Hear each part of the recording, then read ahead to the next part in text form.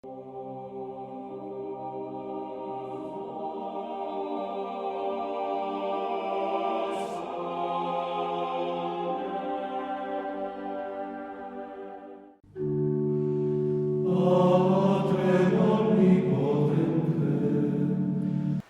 amis fidèles du Padre Pio, bonjour. Voici aujourd'hui la dernière étape de notre pèlerinage sur les pas du Padre Pio à San Giovanni Rotondo et notre bon Padre Pio qui est cette personnalité si extraordinaire qu'on peut discuter pendant des années sur sa personnalité. J'ai appris en étant à San Giovanni Rotondo qu'il y avait 3000 environ, 3000 livres écrits sur son compte. Je vous ai décrit dans quel état d'esprit on peut aborder la ville de notre Capucin pour trouver des raisons supplémentaires de l'aimer. Lui, bien sûr, et d'aimer l'Église surtout, qui est l'institution par laquelle Dieu veut nous sauver tous. Au fait, une question. Qu'est-ce qu'être catholique? Croire en Dieu? Non. Évidemment non. Croire en Dieu, c'est être croyant, mais ça ne suffit pas. Alors, qu'est-ce qui caractérise le catholique? Par exemple, croire au dieu soleil, au dieu Zeus ou Osiris? Évidemment non. Alors, être catholique, c'est croire en un Dieu unique, en 3 personnes divines, le Père, le Fils et le Saint-Esprit. Cela s'arrête là? Non. Ça ne s'arrête pas là, puisque au credo à la messe, le dimanche, on en dit plus. Donc, on croit aussi dans le Fils de Dieu. Dieu lui-même est né de la bienheureuse Vierge Marie. Vierge. Elle est vierge avant, pendant et après. Je sais que ça choque aujourd'hui. Les gens n'ont pas approfondi et ils ne savent pas cela. Mais moi je le savais quand j'avais 7 ans chez les jésuites. On nous le disait. Alors, la bienheureuse Vierge Marie. Il a souffert sa passion pour expier nos péchés. Il a été crucifié, il est mort, il est ressuscité. Saint Paul disait bien, si le Christ n'est pas ressuscité, ma foi est vaine. Mais notre Dieu est aussi le Saint-Esprit qui donne la vie à tout ce qui vit. On parle au présent parce que Dieu est hors du temps, donc il est le seul être qui n'a pas été créé. Il n'a pas eu de commencement et il n'aura pas de fin. Il est éternel. Il est celui qui est. Même dans la... j'ai oublié le passage, mais il se définit à un moment donné, je suis celui qui suis. Il est aussi le créateur de toutes choses, tout a été fait par lui et rien n'a été fait sans lui. Puis il y a la communion des saints, la rémission des péchés, la résurrection de la chair, la vie éternelle. Être catholique, c'est tout cela. Et est-ce tout? Non encore. Notre Seigneur Jésus-Christ n'a pas créé une église immatérielle, vaporeuse, du gaz qui fait pchit. Non, l'Église, c'est pas ça. Il a créé son Église en tant que société d'hommes vivant en contact les uns avec les autres, avec 2 caractéristiques. Qui dit rapport les uns avec les autres dit organisation, hiérarchie, et un ensemble de règles juridiques destinées à assurer la justice. Il faut que la justice soit poursuivie, bien sûr, par l'Église. Elle doit donner l'exemple de cette vertu qui est l'une des 4 vertus cardinales. L'Église est une institution, l'Église est une institution dont nous faisons partie. Saint Thomas d'Aquin montre comment les 2 seules sociétés parfaites sont l'Église et l'État. L'Église catholique, est donc une société avec sa structure, et en faire partie veut dire la respecter. La deuxième caractéristique, c'est son caractère apostolique. À l'intérieur de l'Église, c'est partager la bonne doctrine avec les autres, les aider, les élever, et hors de l'Église, c'est faire rayonner la foi chrétienne. D'où les missions envoyées partout dans le monde. L'Église a une mission à laquelle elle ne peut renoncer sous aucun prétexte, sinon elle ne serait plus elle-même. Bien, allez enseigner les nations, les baptiser au nom du Père, du Fils et du Saint-Esprit. De là vient encore autre chose. L'Église a toujours eu un esprit entreprenant, audacieux, généreux, une manière de faire.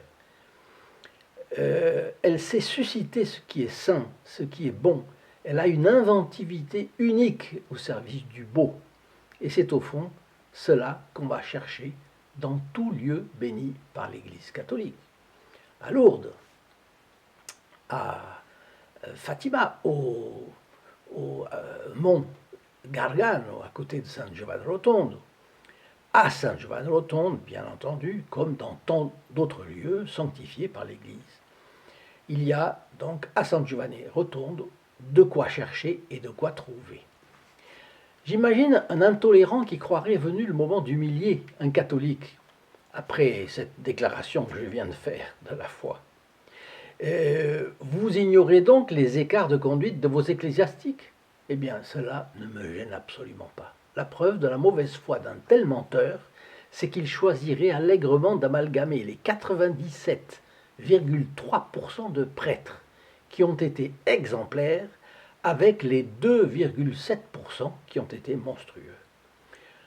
Voudrait-il considérer les pompiers au prétexte qu'un pourcentage déconsidérer les pompiers au motif qu'un pourcentage ridicule et pyromane, ou alors déconsidérer les policiers à cause de l'existence de policiers ripoux?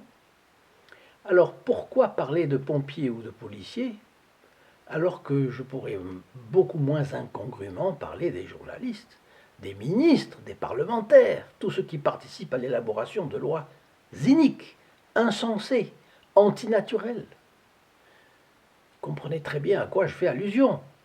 L'Église, institution divine, elle est sainte, par droit de naissance et droit de conquête.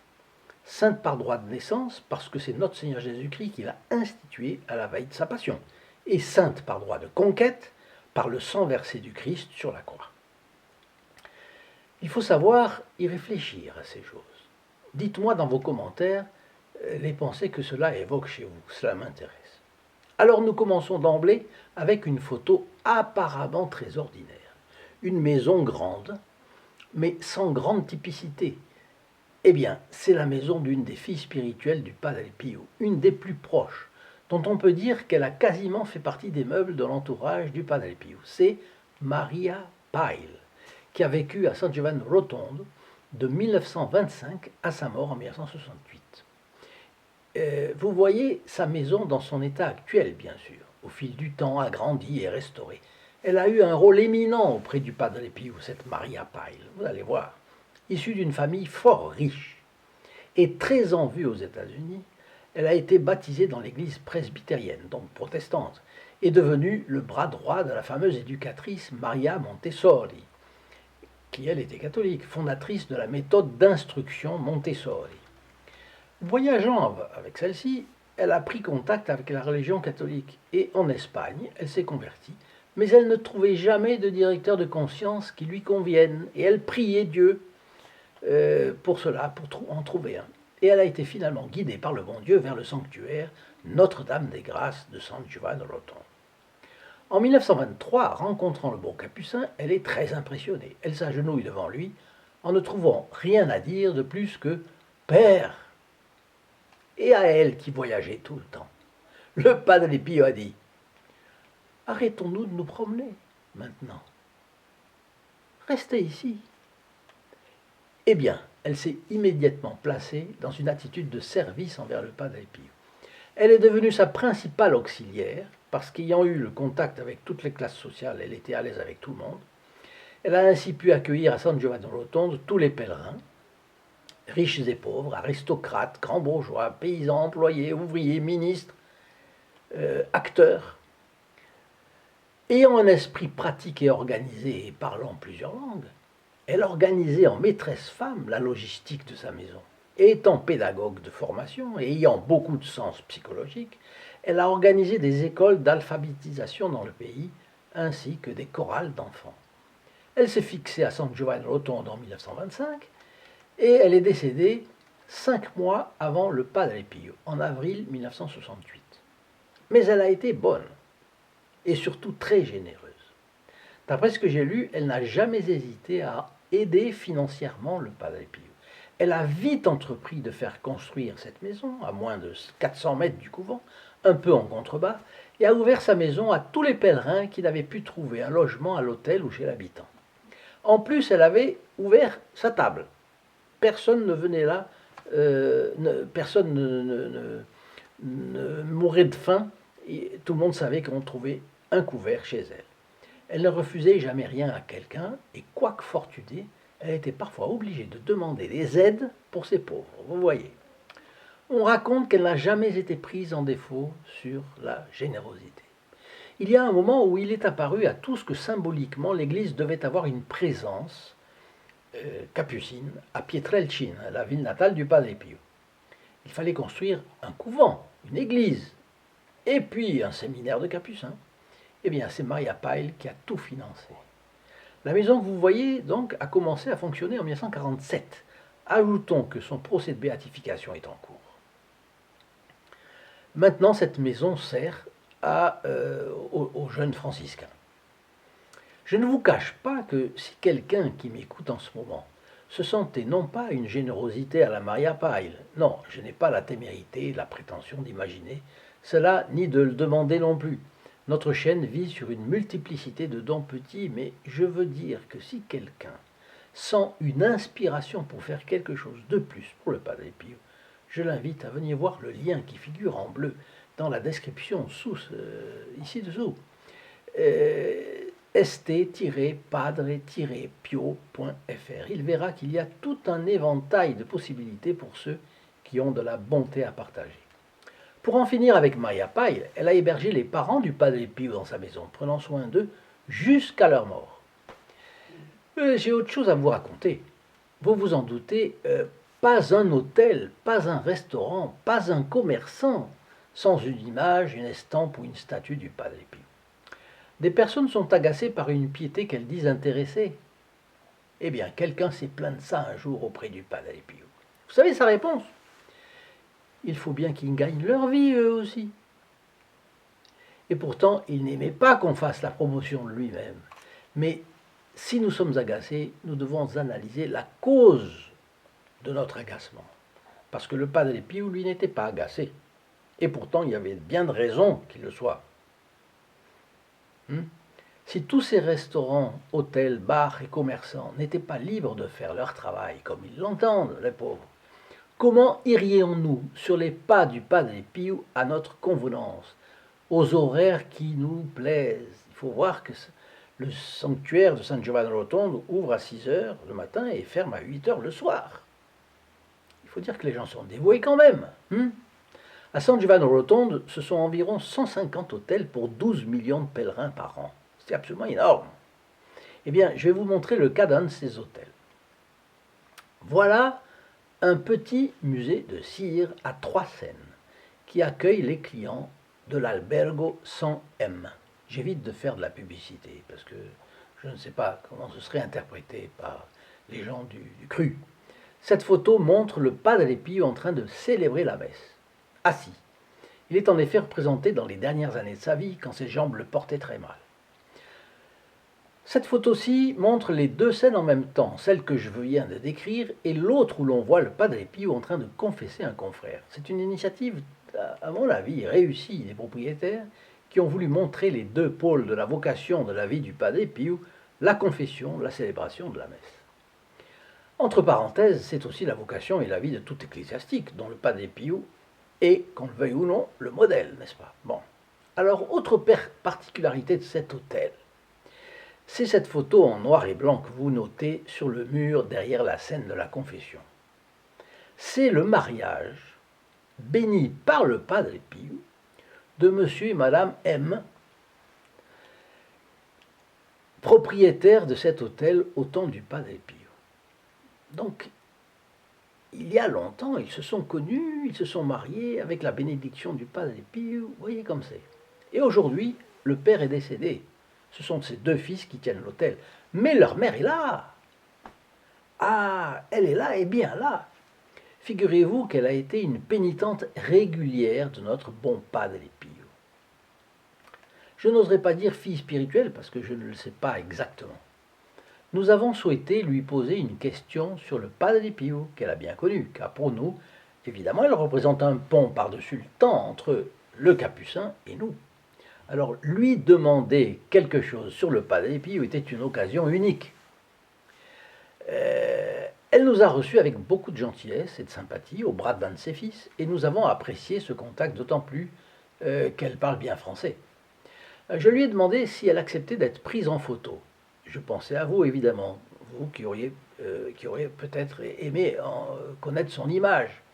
Mais elle a répondu qu'elle ne préférait pas, et j'ai évidemment respecté cette discrétion. J'aurais pu insister, mais j'ai trouvé que cette discrétion était vertueuse. C'était tout à son honneur. Bien. Même une fille du spirituel du Padre Pio, si elle l'a été, je n'en sais rien, n'est pas le Padre Pio, évidemment. Mais sa canne, elle avait une canne, sa canne complète bien la position d'autorité qu'elle garde dans l'établissement. Bien à l'italienne. À ma question sur ses souvenirs les plus marquants du Padre Pio, elle est restée très pensive. Elle en avait visiblement plusieurs, et elle hésitait lequel choisir. D'un autre côté, elle devait partir et je ne voulais pas abuser de son temps. Nous avons parlé de la bonté et de la fermeté du Padre Pio. Le dialogue a été plus ou moins ceci. Alors, ce qui frappait chez lui, c'était d'abord sa bonté. Et là, elle m'interrompt, elle me dit oui, oui, sans doute, beaucoup de bonté pour les affligés, etc. Je continuais, puisque ma question n'était pas achevée, et aussi beaucoup de fermeté, d'après ce que j'ai compris, n'est-ce pas? Et là, elle a eu un sursaut d'intérêt pour cette question que peu doivent lui poser. Et elle s'est exclamée avec emphase. Oh oui, très bon, mais très très ferme. Oh, qu'il était ferme. Il se penchait sur les personnes franches, directes, simples, ouvertes. Il savait consoler, stimuler, mais pour celles qui venaient avec des intentions secondes, cachées, malveillantes, des personnes venues pour la galerie, ou bien pour les mauvais pénitents, là, il était sévère. Il était intraitable.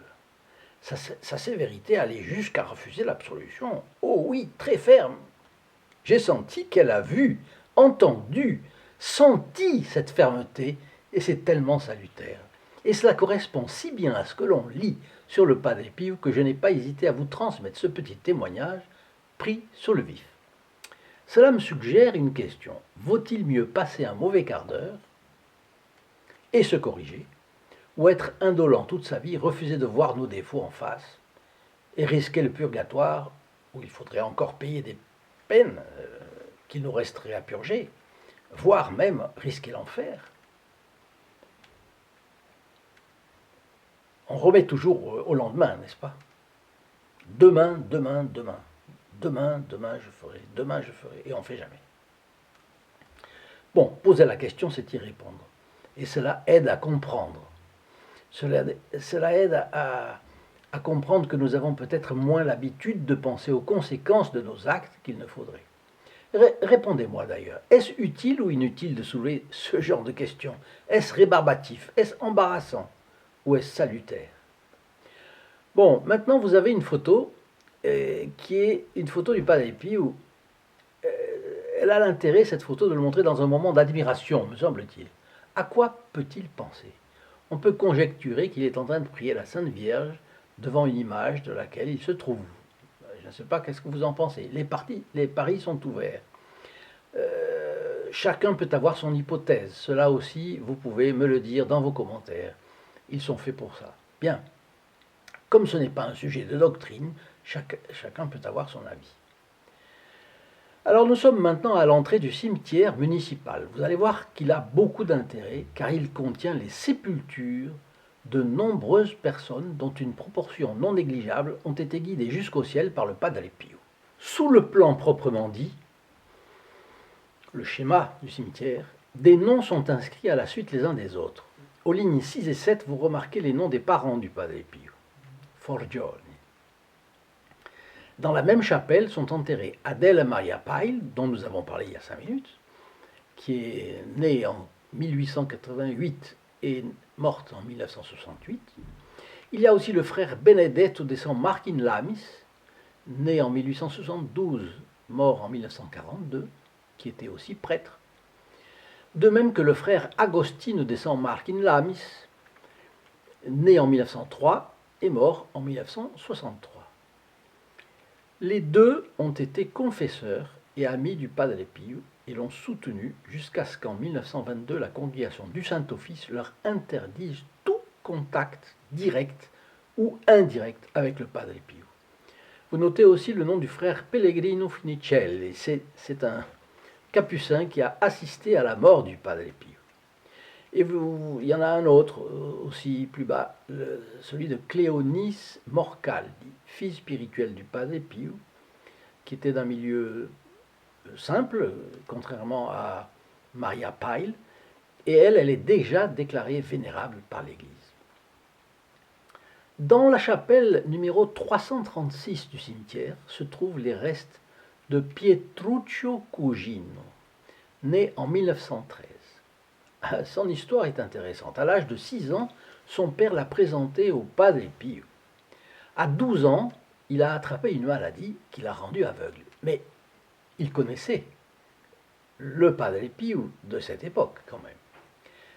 Il est devenu fils spirituel du Padre Pio. Il est devenu tertiaire franciscain. Et il avait sa cellule au couvent et aidait tous les matins le Padre Pio à marcher. Le Padre Pio lui disait « Je te donne tes yeux et tu me donnes ton bras ». Et ils s'en allaient, je ne dirais pas clopin-clopant, mais enfin, le pas traînant du Padre Pio, accroché au bras fort de Pietruccio. En 1932, accompagné d'un capucin, Pietruccio arrive à la cellule du Padre Pio. Et le dialogue est saisissant. Padre Pio. Heureux es-tu, Pietruccio, qui ne vois pas la boue et la pourriture de ce monde? Tu as moins d'occasion d'offenser Dieu. Dis-moi la vérité. As-tu déjà voulu retrouver la vue? Pietruccio. Je n'y ai pas pensé. Padre Pio. Voudrais-tu la récupérer? Pietruccio. Je ne sais que répondre. Padre Pio. Comment ça tu ne sais pas? Veux-tu retrouver la vue ou pas? Pietruccio. Je dois y réfléchir. Padre Pio. Si tu le veux, nous prierons Notre-Dame, qui est si bonne et puissante sur le cœur de son fils Jésus. Pietruccio. Père, je suis né avec la vue. À 12 ans, le Seigneur me l'a enlevé. Il avait ses raisons. Aujourd'hui, pourquoi prier contre sa volonté? Pourquoi demander ce qu'il m'a d'abord donné, puis repris? Padre Pio. Veux-tu ou ne veux-tu pas la vue? Pietruccio. Père, le Seigneur sait ce qu'il fait. Je veux toujours faire sa volonté. S'il me rendait la vue et que ce soit une occasion de pécher pour moi, eh bien j'y renonce. Devant cette réponse décidée et généreuse, le Padre Pio, l'âme pleine de joie et d'émotion, l'a embrassé et puis l'a béni. Je pense que ce Fioretti avait bien sa place ici. Pietruccio peut intercéder pour nous maintenant et je vous engage à le prier pour être généreux comme lui. Maintenant, dans la photo, vous voyez une chapelle blanc et rouge brique. Eh bien, cette petite chapelle contient les restes mortels des parents du Padre Pio et de Maria Pile, dont je vous ai raconté l'histoire, et de quelques personnes de l'entourage du Padre Pio. Et puis, cette autre photographie vous montre toute blanche la chapelle des Capucins. Il y a une ancienne chapelle des Capucins ailleurs dans le cimetière, mais là c'est la nouvelle. Là, donc, il y a les tombes des collègues du Padre Pio plutôt. Bon, il y avait de bons collègues, il y en avait de moins bons, parce que dans l'époque de persécution contre le Padre Pio, vous savez qu'il y a eu des Capucins qui n'ont pas eu un bon rôle. Mais enfin, là, il y a les tombes, par exemple, des pères Marcellino Iazenzaniro et Gerardo di Flumeri. Les deux, on aperçoit leur physionomie sur la plaque funéraire de chacun. Tous deux sont des auteurs de récits complets et très intéressants sur la vie du Padre Pio et que je vous cite souvent. Donc, je voulais que vous touchiez un petit peu du doigt. C'est plus intéressant. Au lieu d'avoir une idée parfaitement intellectuelle des choses, vous avez une idée un peu plus sensible, un peu plus... vous la touchez du doigt. Alors voilà, c'est achevé notre pèlerinage à San Giovanni Rotondo. Je vous attends sur d'autres vidéos qui approfondissent certains sujets seulement évoqué en passant. Par exemple, Maria Pyle, je vous indique ici, par exemple là, non, excusez-moi, je crois que c'est là, sur Maria Pyle qui est fort intéressante. Je vous souhaite une bonne soirée, je vous dis une bonne journée et je vous dis à demain. Au revoir. In nome del Padre, del Figliolo e dello Spirito Santo, e così sia. Sia lodato Gesù e Maria, e